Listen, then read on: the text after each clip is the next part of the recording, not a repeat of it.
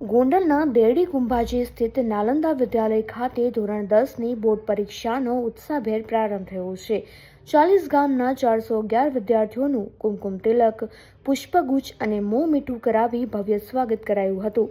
ગરમીને ધ્યાને રાખી શાળા દ્વારા ઠંડુ પાણી, વરિયાળીનું શરબત અને મેડિકલ સુવિધા જેવી આદર્શ વ્યવસ્થાઓ કરવામાં આવી છે। ટ્રસ્ટીગણ અને ગ્રામ પંચાયતના પ્રતિનિધિઓએ હાજર રહી બાળકોને પ્રોત્સાહિત કર્યા હતા। શ્રી નાલંદા વિદ્યાલયની અંદર આપણે લગભગ 6 વર્ષથી કેન્દ્ર છે હાલમાં, અને આ કેન્દ્ર જે છે એ આપણે અહીંયા જે કોઈ પણ વસ્તુ થાય છે એ એક પણ પ્રકારની વસ્તુની અંદર આપણે બહુ વિદ્યાર્થીઓને ગમે એ રીતનું વાતાવરણ, સાથે સાથે વિદ્યાર્થીઓને અનુકૂળતા આવે, સાથે સાથે આપણે જે એસએસસી બોર્ડની એક્ઝામનો જે ડર જે છે એ વિદ્યાર્થીઓની અંદર રહે નહીં, એ માટે ખાસ આપણી વચ્ચે અત્યારે હાલમાં આપણા જ ગામની અંદરના બરોબર છે સરપંચશ્રીઓ, સાથે સાથે આ સ્કૂલના આપણા ટ્રસ્ટીશ્રીઓ પણ ઉપલબ્ધ હોય છે। તે રીતનું સતત જે છે એ વિદ્યાર્થીઓની સાથે વાર્તાલાપ કરી અને સતત એ જે છે એ આપણને આપતા રહેશે, જ્ઞાન આપતા રહેશે, બરાબર છે।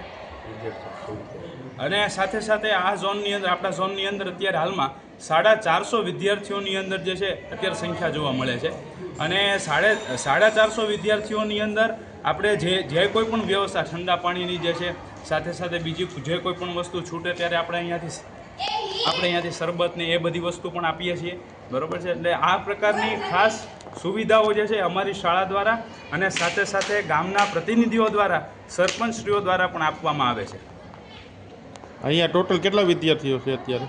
450 વિદ્યાર્થીઓ। અને શું શું સુવિધા આપી અત્યારે તમે? અત્યારે સાહેબ આપણે ઠંડા પાણીની, બરાબર, સાથે સાથે આપણે જે છે વોશરૂમ જે હોય, બરાબર છે, એની ખાસ પ્રકારની સુવિધાઓ, સાથે સાથે અહીંયા આપણે જ્યારે સ્વાગત કરવામાં આવ્યું ત્યારે એ લોકોને ઉત્સાહ પ્રેરાય, બરાબર છે, તે માટે આપણી સંસ્કૃતિને અનુરૂપ જે છે એનું સ્વાગત કરવામાં આવ્યું, સાથે સાથે ચોકલેટ આપી અને એ લોકોના ઉત્સાહની અંદર વધારો કરવામાં આવ્યો।